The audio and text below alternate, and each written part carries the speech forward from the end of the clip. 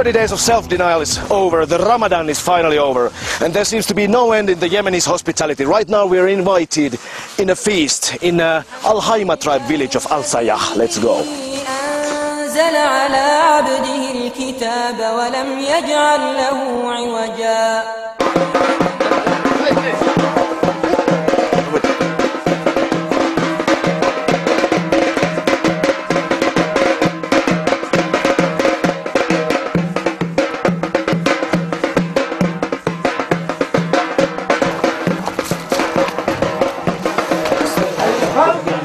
And after Ramadan it's Eid. People party and eat for 5 days with bare hands, of course. Tables, long tables full of delicious dishes, all Yemeni style. People are so happy during Eid, and I'm too, because I can smoke and drink during the daytime. Look at this!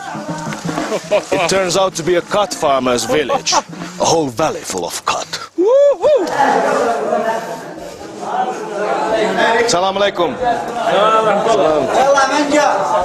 Sit down here. As you can see, after the lunch, the whole country basically stops for 3 hours. Now that's kind of a rhythm I like. Yeah, quit the rat race. Do it Yemeni style. Right.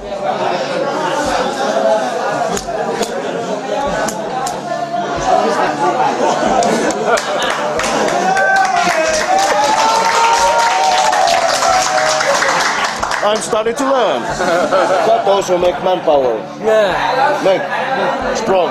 Strong, yeah. Khat turns a regular Yemeni fellow into a serious ladies' man, or at least that's the common belief.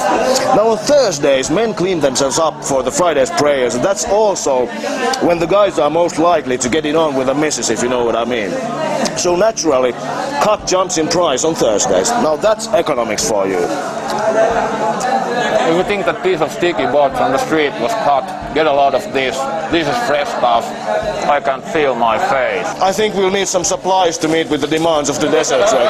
Absolutely. Our traveling batteries are totally charged now, so it's time to move on. Okay. Bye-bye. Bye-bye.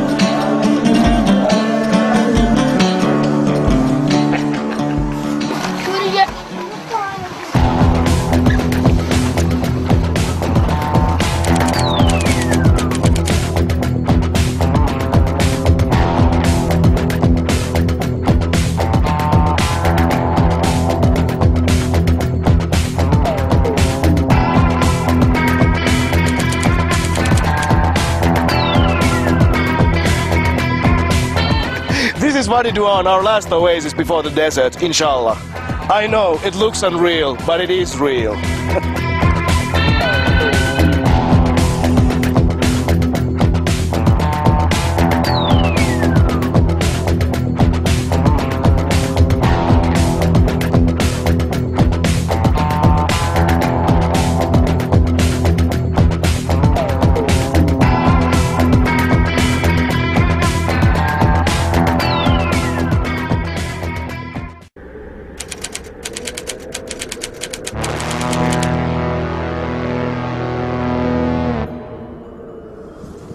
This is the gate to the empty quarter, Manhattan of the desert, the 2,500-year-old magic kingdom of Shibam.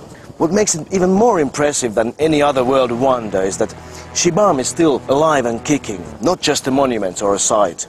Another prime example of the unbelievably original nature of Yemen.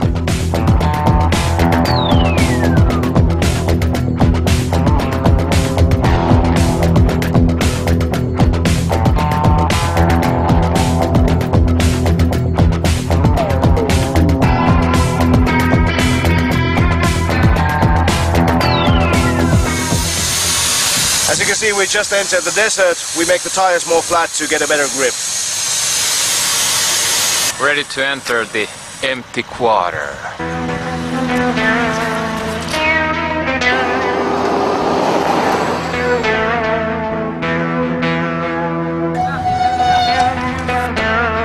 Before we go any deeper, we have to be escorted by two powerful Bedouin leaders, Mr. Mubarak and Mr. Abdallah from the Sharif tribe.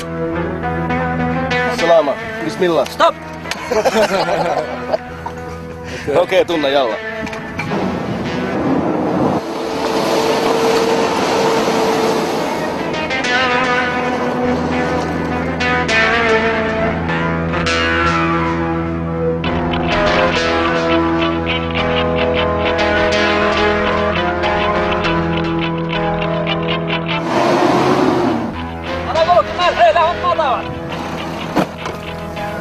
Okay, the situation is frustrating. After 3 days of hard traveling, we finally reached the edge of the desert, but we can't continue.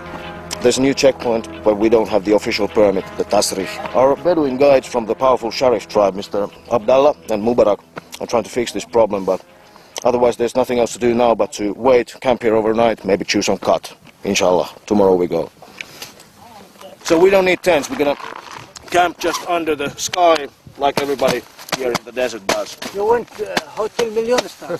Yeah, we have a 1-million-star hotel, right? Yeah. إذا جاءك المنافقون قالوا نشهد إنك لرسول الله والله يعلم إنك لرسوله والله يشهد إن المنافقين لكاذبون اتخذوا أيمانهم جنة فصدوا عن سبيل الله إنهم ساء ما كانوا يعملون. Slept like 2 hours. My eyes, my ears, even my brains are full of sand. Arabian explorer. Those are the obstacles you have to stand while roaming the empty quarter. Yeah, but we have tents, right? We have also tents. Yeah, we have tents. Could have been staying there as well. But this was an experience, right? Tomorrow we will sleep in tents, inshallah. Inshallah. ينادونهم ألم نكن معكم قالوا بلى. Things are sorting out, we're probably going further into the desert. Although we might have to sneak around the checkpoint. تربصتم وارتبتم وغرتكم الأماني حتى جاء أمر الله وغركم بالله الغرور فاليوم لا يؤخذ منكم فدية ولا من الذين كفروا مأواكم النار هي مولاكم. From here we'll have to take camels. The Yemeni guys will take the jeeps through the checkpoints and we'll meet at the Bedouin camp in the middle of the Rub al-Khali desert. See you later. Bye. See you there then. Bye. Okay, bye.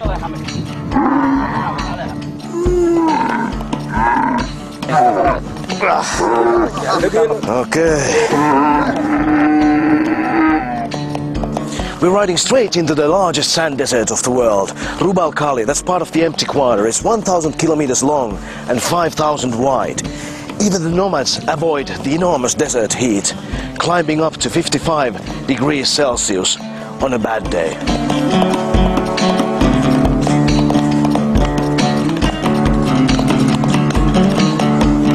This is true Bedouin country, the wild frontier of Yemen. In this jurisdiction, there's no law but the tribal tradition, and of course the Sharia, the rules of Islam. You definitely need some contacts to travel here.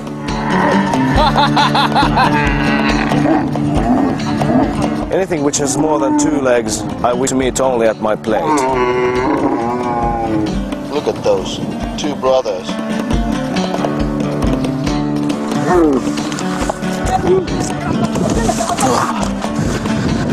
Ei vittu, että sattuu saatana. It's mutual. I hate them, they hate me.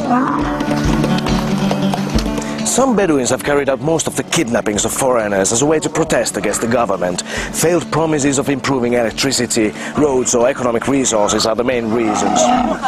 However, mostly the kidnapped have been treated very well and soon released.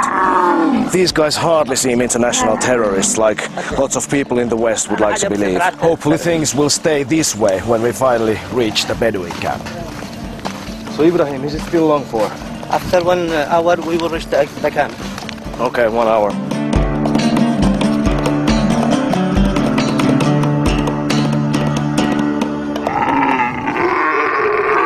Good camel. Hey! Good to meet you again. So we made it around the checkpoint. It's time to abandon the humps. I'm very happy about it. My ass is on fire and I'm a little bit angry as well. A little bit. Shukran! عفوا مع السلامة. Shukran. صاروخ. This is Saruh. صاروخ. Saruh. حاجة. Okay. أيوة. And one. إيه This one. يقول Yeah. كف. Tu. دد. This one. أيوة. Yeah, yeah. Ali Rusi, علي روسي. Kalashnikov. أيوة. Here in tribal Yemen, you can't travel without spotting some boys with toys.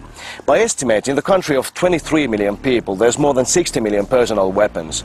Pistols, AK-47s, hand grenades and even bazookas. Traditionally, guns are means of defense and status symbols as well.